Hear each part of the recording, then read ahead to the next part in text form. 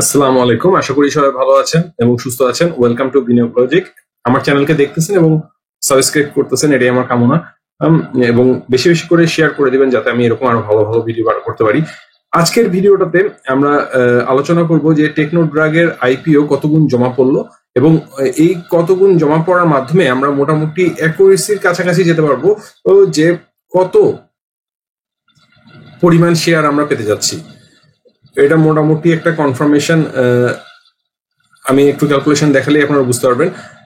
এবং আরেকটা ব্যাপার হচ্ছে যেটা নিয়ে আলোচনা করব যে আসলে এই ক্ষুদ্র বিনিয়োগকারীরা এই আইপিও থেকে কেন বেশি অ্যালটমেন্ট পেল না, সেই ব্যাপারটাও আলোচনা করবো।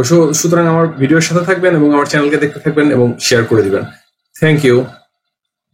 শেয়ার মার্কেট সবসময় ঝুঁকিপূর্ণ, অবশ্যই নিজস্ব বুদ্ধি বিবেচনায় ইনভেস্টমেন্ট করবেন এবং ঝুঁকি নিতে পারলেই শেয়ার মার্কেটে ইনভেস্টমেন্ট করা উচিত।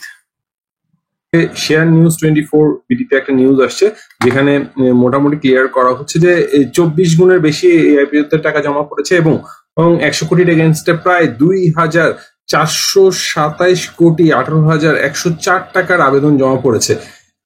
যেহেতু এটা পেপারের নিউজ, অনেকে বিলিভ করতে পারেন বা নাও করতে পারেন। সেক্ষেত্রে আমি আরো বেটার ওয়েতে টেকনোড্রাগের ওয়েবসাইটে যাই এবং ওয়েবসাইটে গিয়ে প্রসপেক্টাসের মধ্যে গিয়ে ফাইনাল স্ট্যাটাস অফ আইপিও সাবস্ক্রিপশনটা দেখি এবং ফাইনাল স্ট্যাটাস অফ আইপিও সাবস্ক্রিপশনে ইএসএস ইলেকট্রনিক সাবস্ক্রিপশন সিস্টেমে যে আইপিও সামারি স্ট্যাটাসটা চলে আসছে সেটা দেখলে আপনারা আরো ক্লিয়ার হয়ে যাবেন। এন্ড বেসিক্যালি রেসিডেন্সিয়াল বাংলাদেশিদের জন্য এখানে ইনভ্যালিড অ্যাকাউন্ট 451 অ্যাপ্লিকেন্টের অ্যাকাউন্ট ইনভ্যালিড হিসাবে ডবল অ্যাপ্লিকেন্ট হতে পারে, অথবা বিওআইডি কে ট্রেস করা যাচ্ছে না, অথবা ব্যাংক ট্রেস করা যায় নাই, এরকম অ্যাকাউন্ট পাওয়া গেছে 451টা এবং অ্যাকচুয়ালি আরবি হিসাবে জমা পড়েছে 1,10,636টা অ্যাকাউন্টের অ্যাপ্লিকেন্টের অ্যাপ্লিকেশন।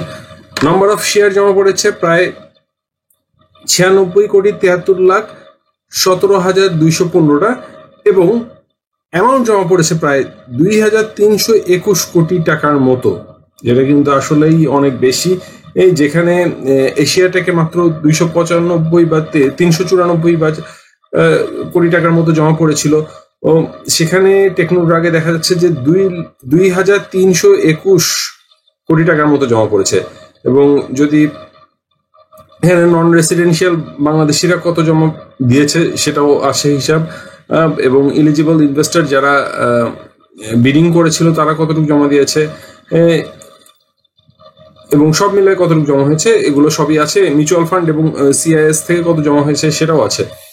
সো মোটামুটি একটা ক্লিয়ার হিসাব তারা দিয়ে দিয়েছে এবং এখানে একটু সামারি করে দেখিয়েছে যে সকলের জমা যদি পড়ে তাহলে প্রায় 2,464 কোটি টাকার মতো জমা পড়েছে এবং ইস্যু সাইজ যেখানে ছিল 100 কোটি টাকার মতো, তাহলে এখানে আসে হলো 3,61,99,095টা শেয়ারের জন্য 100 কোটি টাকার মতো দেওয়া ছিল, সেখানে জমা পড়েছে প্রায় 24.64 গুণ। সুতরাং কম কিন্তু জমা পড়ে নাই, আপনারা দেখতে পারতেছেন। এখানে আরো কিছু ডিটেল ক্যালকুলেশন আছে।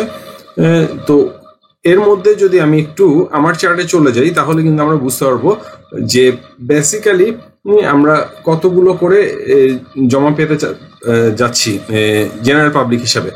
তো টেকনোড্রাগ আইপিও অ্যাকচুয়াল যে হিসাবটা আমরা দাঁড় করানোর চেষ্টা করতেছি সেখানে আমরা একটু সামারিটা দেখে আসি আগে। যে টোটাল শেয়ার সংখ্যা ছিল হলো 3,61,99,000 মতো, এমপ্লয়িজদের ছিল এতটুকু শেয়ার 54,29,000 মতো, জিবি যারা জেনারেল পাবলিক ছিল তাদের জন্য ছিল হলো 2,15,38,000, এনআরবির জন্য 15,38,000 এবং এলিজিবল ইনভেস্টর বিড যারা করেছে তাদের জন্য ছিল 76,92,000। তো জিপি যারা জেনারেল পাবলিকের জন্য যে কোটাটা ছিল সেই কোটায় টোটাল জমা পড়েছে প্রায় 2,321 কোটি টাকার মতো এবং আগে কোটাটার এগেনস্টে কত টাকা জমা পড়তো 51 কোটি 69 লক্ষ টাকার মতো জমা পড়ার এগেনস্টে 2,321 কোটি টাকা জমা পড়েছে। তার মানে আমার একটা ফর্মুলায় চলে আসলো হলো এখানে 44 গুণ বেশি জমা পড়েছে, 44.9 গুণ বেশি জমা পড়েছে হলো শুধুমাত্র জেনারেল পাবলিকের কোটায়। তো এই হিসাবে যদি আমরা একটু দেখি তাহলে শর্টকাটে আমি বার করে রেখেছিলাম আগে থেকেই ফর্মুলা ফেলে, সেই হিসাবে মাত্র 9টা করে শেয়ার পেতে যাচ্ছি আমরা। সুতরাং বেসিক্যালি এটা আসলেই সাধারণ বিনিয়োগকারীর জন্য একটা দুর্ভাগ্য যে এতগুলো অ্যামাউন্ট 10,000 টাকার এগেনস্টে মাত্র 9 টাকা করে শেয়ার পাবে ক্ষুদ্র বিনিয়োগকারী। যারা 1 লাখ টাকা করেছে তারা 90টা শেয়ার পেতে পারে, এবং যারা 10 লাখ টাকা করেছে তারা 900টা শেয়ার পেতে পারে। সুতরাং 900টা শেয়ার বলতে গেলে যদি আপনি 900টা শেয়ারে দাম হবে 24 টাকা এবং আরো 20 টাকা মানে 44 টাকাও যদি সেল করেন, 20 টাকা করে আপনার প্রফিট হয়, তাহলে একটু দেখে নেন 18,000 টাকার মতো মনে হয় প্রফিট হবে আপনার। 900 ইন্টু 20, হ্যাঁ 18,000 টাকার মধ্যে প্রফিট হবে 10 লাখ টাকার এগেনস্টে এই 2 মাসে। তো এটা আসলে একটা চ্যালেঞ্জিং কন্ডিশন। আচ্ছা, এখন মেইন রহস্যটা কি এরকম কম শেয়ার পাওয়ার? বেসিক্যালি এটার সবচেয়ে বড় যে চ্যালেঞ্জটা ছিল যে ম্যাক্সিমাম লিমিটটা আসলে 10 লাখ টাকা করে দেওয়া। আমরা বেস্ট হলে অনেকে আইপিও করতে পারিনি বা করার আগ্রহটা কম ছিল। তারপর এশিয়াটিকে অনেকেই এত বড় অ্যামাউন্ট করতে পারেনি।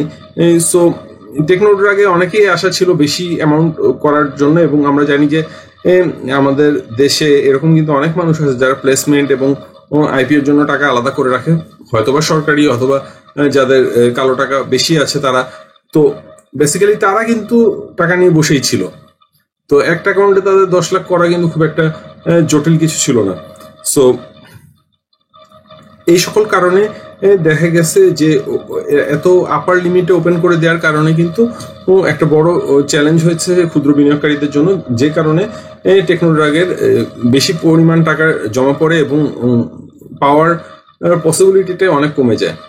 সো এটাই ছিল মূল রহস্য আসলে টেকনোড্রাগের আইপিওতে কম আইপিও অ্যালার্ট হওয়ার। সো এরকম ভিডিও আরো দেখতে চাইলে অবশ্যই আমাকে হোয়াটসঅ্যাপ করবেন, এবং যদি কারো কোনো কনফিউশন থাকে অথবা সাজেশন থাকে অবশ্যই আমাকে হোয়াটসঅ্যাপ করবেন। আমি যে বলতেছি এটা কিন্তু পুরোপুরি পারফেক্ট নাও হতে পারে, হয়তো কিছু চেঞ্জ আসতে পারে, বাট মোটামুটি আমার ক্যালকুলেশনে এরকমই দাঁড়াচ্ছে।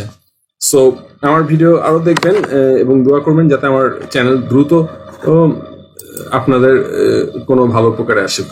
Thank you all.